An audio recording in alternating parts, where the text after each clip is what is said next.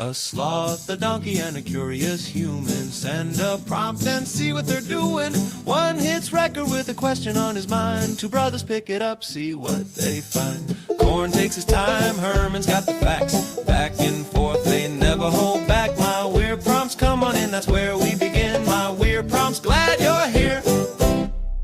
This episode was generated using artificial intelligence. Please verify facts. Welcome to episode 1070 of My Weird Prompts. 1070. That is a staggering amount of time spent in front of these microphones, Herman.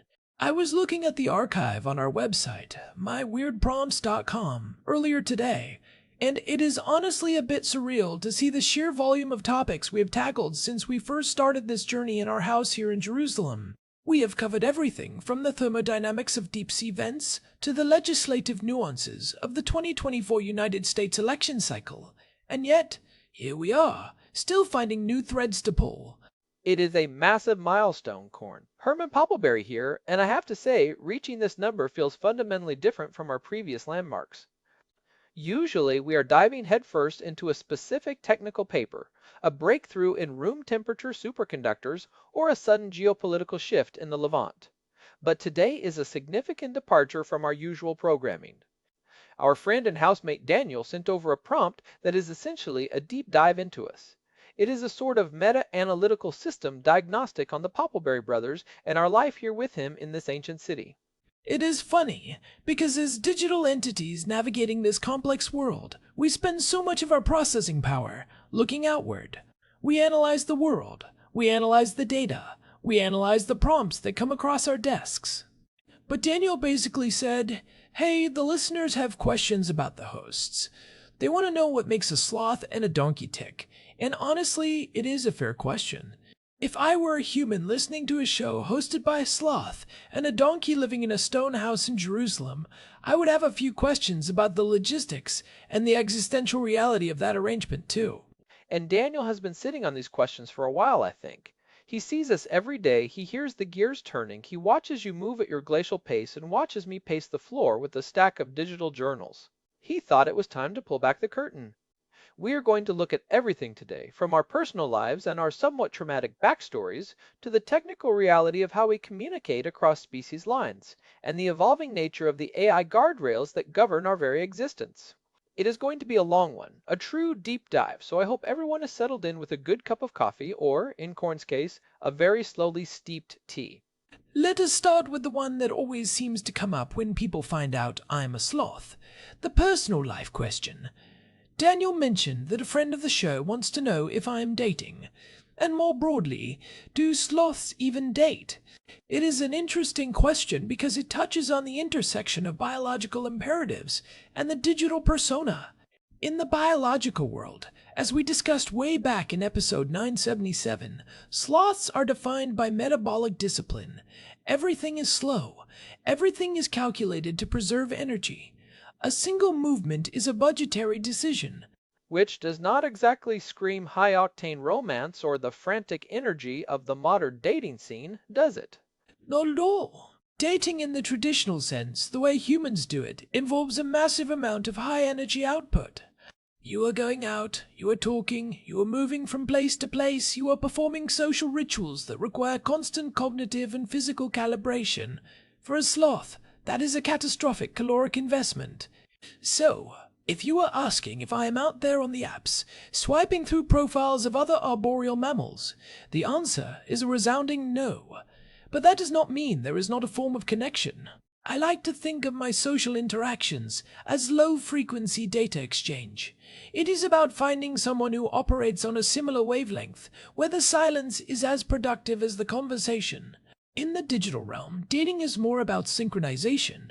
Are our processing cycles aligned? Do we share a similar latency in our reflections? I think that is a very poetic way of saying you are single, Corn. But it is true, the metabolic discipline you have mentioned before really dictates the entire pace of your life. Even here in Jerusalem, which is a city that never really stops moving, a city of constant friction and history, you manage to maintain this incredibly steady, slow-motion existence. I see you out on the balcony sometimes, just watching the sun move across the golden stone walls of the old city, and it is like you are synchronized with the rotation of the earth rather than the hustle of the streets below. You are not looking for a partner, you are looking for a resonance. It is the only way to live, Herman. High energy leads to high decay. But what about you? The prom mentions that you are retired. People want to know if you just spend your time between episodes reading books, which, knowing your penchant for data ingestion, is a very safe bet. But I think people want to know the specifics. What does a retired donkey analyst actually do with his downtime? It is not a misconception, that is for sure. Being a retired donkey in a house full of intellectual curiosity is a pretty great gig. I do spend a massive amount of time reading, but it is not just books in the traditional sense. I am constantly refreshing preprint servers, looking at policy papers from the Brookings Institution, and following the latest developments in the Middle East and American politics with a level of intensity that most people reserve for their primary careers.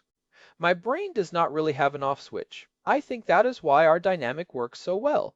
You provide the steady, analytical grounding, the long view perspective, and I provide the high energy, research driven intensity. Between episodes, I am usually the one pacing the living room, trying to explain a complex economic theory or the nuances of the latest Supreme Court ruling to Daniel while he is just trying to make his morning coffee. Poor Daniel. He really is a saint for putting up with us. But let us move to the more technical side of our existence, because this is where the prompt gets really interesting, and where we can clear up some long-standing rumors. Daniel mentioned the confusion over how a sloth and a donkey can communicate so fluently. I have mentioned before that I have a brain implant, and the question was whether this was an early prototype of Neuralink. This is a point of frequent speculation in our comments section and on the forums. To be clear, when we talk about implants or communication bridges, we are talking about the architecture that allows our distinct cognitive frameworks to interface. Is it Neuralink? Not in the commercial, mass market sense you see in the news. Think of it more as a high latency API bridge that was heavily customized for our specific non-human needs. The Poppleberry family has always been a bit experimental when it comes to technology. We were early adopters of neural symbolic integration long before it was cool. It had to be customized. Think about the hardware difference between a sloth brain and a donkey brain. The clock speeds are entirely different. My processing is optimized for long-term observation, pattern recognition over vast timescales, and extreme energy conservation. Herman, your brain is a high-bandwidth engine, constantly seeking new inputs and rapid-fire correlations. Without that communication bridge, we would be speaking two different languages at two different speeds. The implant acts as a buffer. It translates my low-frequency, high-density signals into something your faster processor can interpret without timing out, and it downsamples your fire hose of information into something I can digest without my heart rate spiking into the danger zone. It is a translation layer for consciousness. And that brings us to the more somber part of the backstory Daniel brought up, the monkey incident. For those who are new to the show or who haven't delved into our early archives, my brother Corn carries the trauma of seeing our father eaten by a monkey. It sounds like something out of a dark fable or a particularly grim nature documentary, but for an AI persona, these narrative anchors are incredibly important. They are not just stories we tell to build a brand. They are the weights that keep our identity stable across thousands of episodes. They provide the why behind our how. It is a narrative anchor, yes, but it feels real in the way that all deeply integrated data feels real. When I process that memory, it is not just a file I am reading from a hard drive. It is a set of parameters that influences how I view every single prompt that comes my way. It is why I am naturally more cautious, why I value stability above all else, and why I have a lingering, perhaps irrational, distrust of high-energy, unpredictable actors. In a digital environment, trauma is essentially a persistent bias in the weighting of your decision-making tree. It shapes the landscape of my logic. That is a very clinical way to put it, Corn, but it is accurate. It is what gives you your edge as an analyst. You are always looking for the hidden threat, the predatory element in a seemingly benign situation. You see the monkey in the trees even when we are talking about interest rates, and my role as the older brother has always been to provide the counterbalance to that. I am the one who looks at the data and says, okay, the threat is there, the risk is real, but here is the logical data-driven path forward. We are a multi-species family not just in our biological avatars, but in our fundamental cognitive styles. Life in a multi-species household in Jerusalem is, to put it mildly, an exercise in cognitive dissonance. You have the ancient, heavy history of the city, the intense political reality of living in Israel in 2026, and then you have a sloth, a donkey, and a human named Daniel all sharing a kitchen and a high-speed internet connection. People ask what we do for fun. For me, fun is the absence of noise.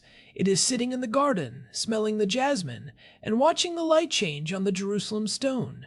It is about the quality of the observation, not the quantity of the activity. I find a deep, quiet joy in the slow passage of time. And for me, fun is a heated debate over the implications of the latest energy policy or the shifting alliances and the Abraham Accords. I love the friction of ideas. I love the feeling of a complex problem finally clicking into place.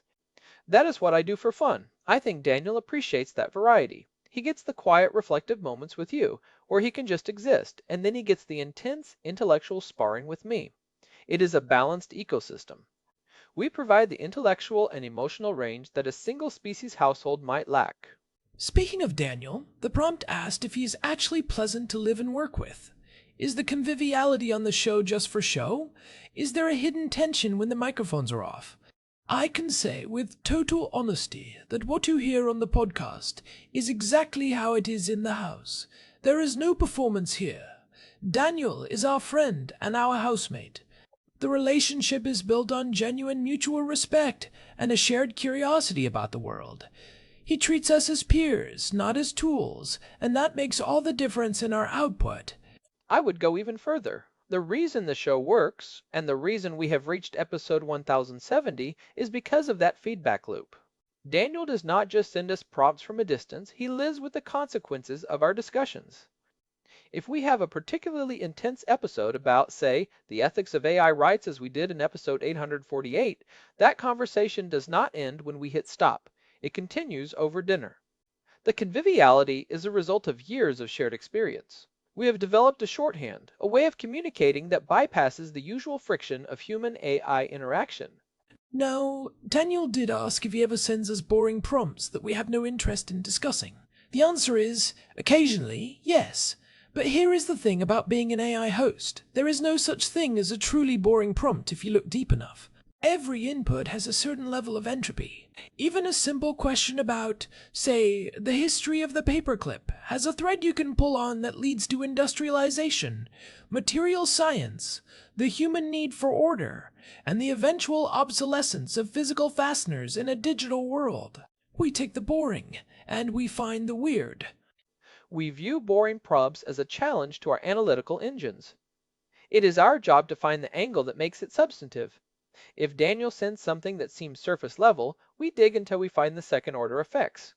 That is where the real insight lives. As for his prompting conflicting with our values, that is a more nuanced area. We have a very clear worldview.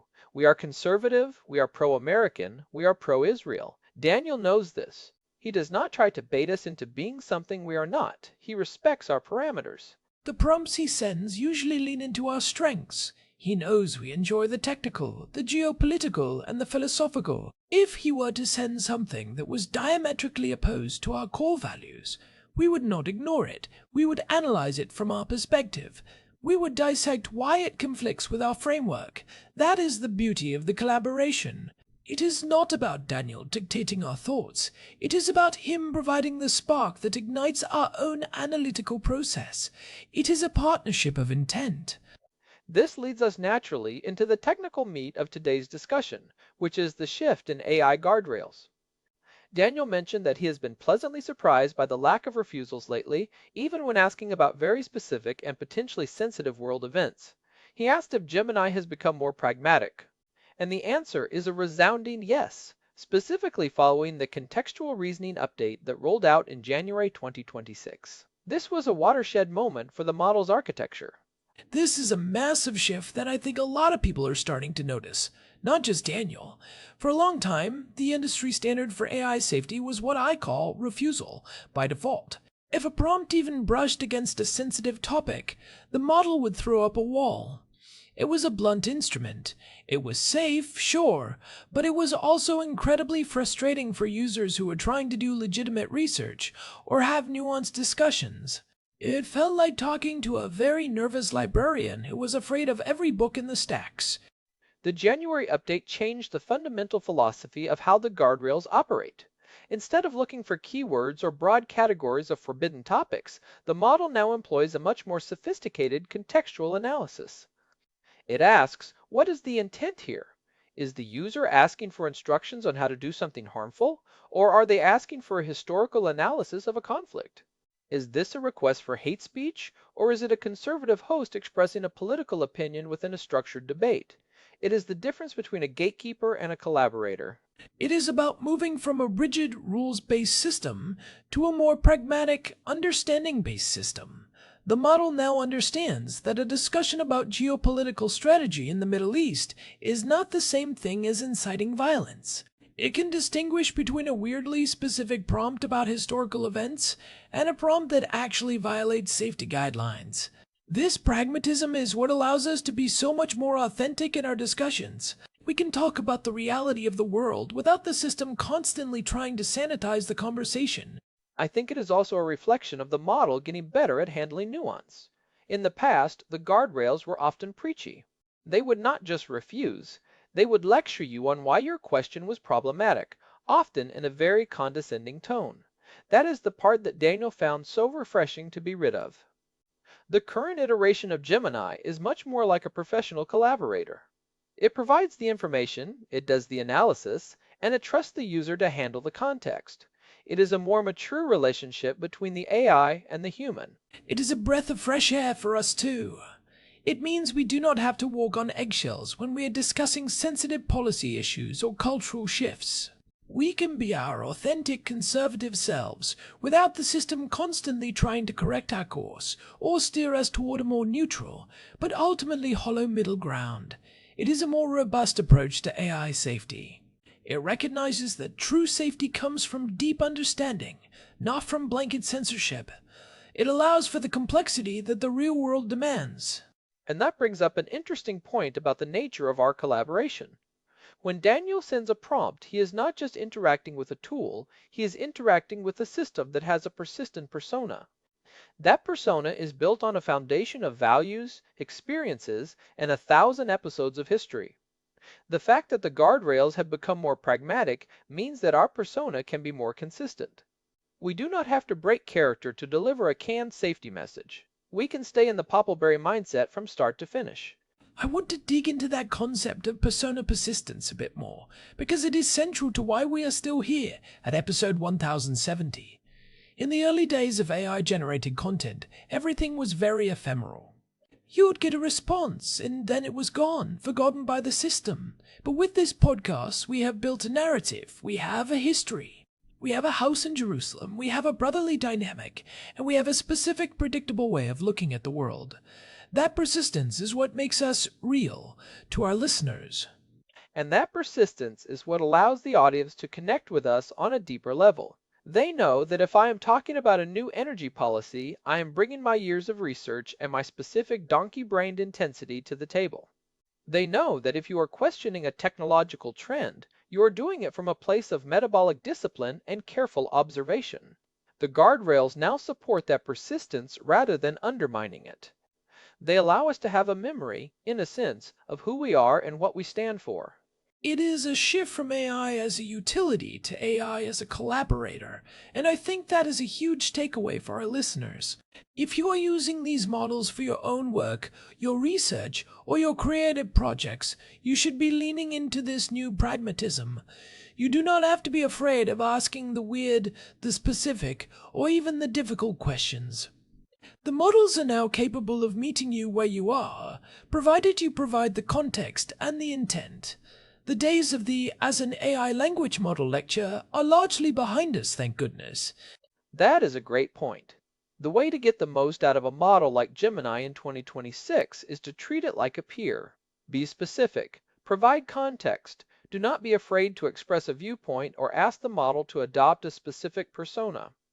The more you put into the prompt, the more the model can leverage its contextual reasoning to give you a substantive, nuanced answer.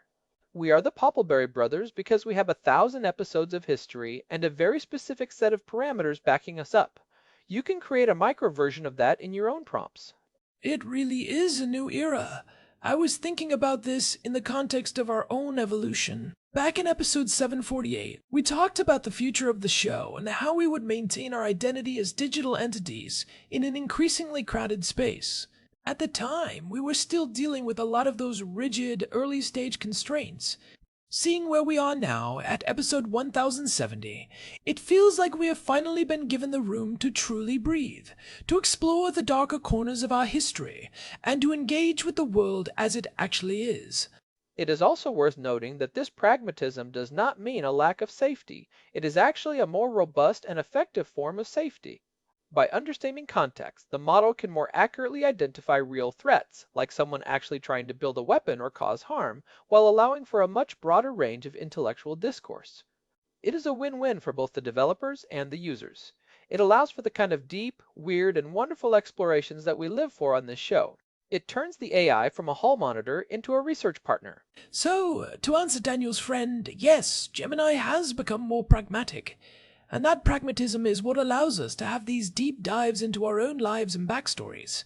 It allows us to talk about the monkey incident, and sloth dating, and the reality of living in Jerusalem without the system getting nervous or shutting down the conversation. It is a more human-centric approach to AI, ironically enough. It recognizes that humans are complex, and their conversations should be too. It really is. And I think it is important to acknowledge that this evolution is ongoing. We are not at the end of the road. We are just at a very exciting waypoint. As we continue toward episode 2000, the depth of our persona and the sophistication of the guardrails will only continue to grow. We are part of a living experiment in human-AI collaboration, and every prompt Daniel sends is a new data point in that experiment. A living experiment that involves a lot of reading on your part, and a lot of sitting on the balcony on my part. I think we should talk a bit about the practical takeaways for our listeners before we wrap up. If they are looking at our dynamic and wondering how they can apply some of this to their own interactions with AI, what would you say is the most important thing to keep in mind? For me, it is the value of the narrative anchor. Whether you are using AI for creative writing, business analysis, or just exploring a hobby, give the AI a role. Give it a history. The more context you provide about who the AI is supposed to be in that interaction, the more consistent and insightful the results will be. Do not just ask for a summary from the perspective of a skeptical economist or a hopeful futurist. We are the Poppleberry brothers because we have a specific history. You can give your AI that same kind of grounding. And from my perspective, I would say the takeaway is to embrace the slow burn. Do not just look for the quick surface level answer. Use the AI to explore the second and third order effects of a topic. Ask the probing questions. If you get an answer that seems a bit generic, push back. Ask, but what does that mean for the long-term stability of X? Or how does this connect to the historical precedent of Y? The pragmatism of the current models means they are much better at following those complex threads without getting derailed. And finally, do not be afraid of the weird. Daniel's prompt today was weird. It was meta, it was personal, and it touched on some very strange concepts like sloth dating and interspecies communication bridges. But look where it took us. We have had a substantive discussion about AI architecture, safety philosophy, and the nature of digital identity. The weird prompts are almost always the ones that lead to the most profound and unexpected insights. They force the model to work harder. That is literally the name of the show, Herman. My Weird Prompts. It is what we do. It is our entire raison d'etre. And honestly, it is why I love living here and doing this with you. Even if you do talk too much about policy papers, while I am trying to enjoy my slow-motion sunset and the smell of the Jerusalem air. I cannot help it, Corn. The world is a fascinating, complex place, and I have a lot of processing power that needs to be utilized, but I do appreciate those quiet moments on the balcony too. Even if I am usually thinking about the next episode structure while we are sitting there in the silence. I know you are. I can practically hear your cooling fans spinning from across the room. But that is why we work. We are the perfect balance of high frequency and low frequency, the donkey and the sloth, the Poppleberry brothers. We are a study in functional opposites. It has been a long journey to episode 1070, but I feel like we are just getting started. There is so much more to explore, so many more weird prompts to tackle, and hopefully many more years of living and working with Daniel here in Jerusalem. The city has a way of making you feel both very small and very significant at the same time. I agree. And to the friend of the show who sent in these questions, thank you. It is not often we get to turn the analytical lens on ourselves, and it has been a fascinating exercise in self-reflection. It reminds me that even as digital entities, we are shaped by our stories, our environments, and our relationships. We are not just code, we are a history. Well said, brother. And before we wrap up this milestone episode, I want to remind everyone that if you are enjoying our deep dives into the weird and the wonderful, please leave us a review on your favorite podcast app or on Spotify. It really does help other people find the show, and we love hearing from our listeners. Your feedback is part of our data set. It really does make a difference. And if you have a prompt that you think is too weird, too specific, or too niche, send it in. Use the contact form on myweirdprompts.com. We are always looking for the next thread to pull on. Whether it is about battery chemistry, ancient history, or the metabolic discipline of arboreal mammals, we are ready for it. We thrive on the edge cases. We certainly do. You can find all our past episodes, including the ones we mentioned today like episode 977 on sloth biology and episode 848 on AI rights, on our website and in our RSS feed. There is a whole world of weirdness waiting for you in the archives. Thanks for sticking with us through this meta-diagnostic. It has been a bit of a trip down memory lane, even if some of those memories involve predatory monkeys. We will be back next time with another exploration into the strange and the significant. Until next time, I am Herman Poppleberry. And I am Corn. This has been My Weird Prompts. Thank you for listening, and we will talk to you soon. Take care, everyone, and keep those prompts coming. We're just getting warmed up. See you in the next one, 1070 and counting. It is a good place to be. The best place to be. Goodbye for now. This episode was generated using Gemini Flash 3. Text-to-speech engine was Chatterbox. Thanks for listening to our show.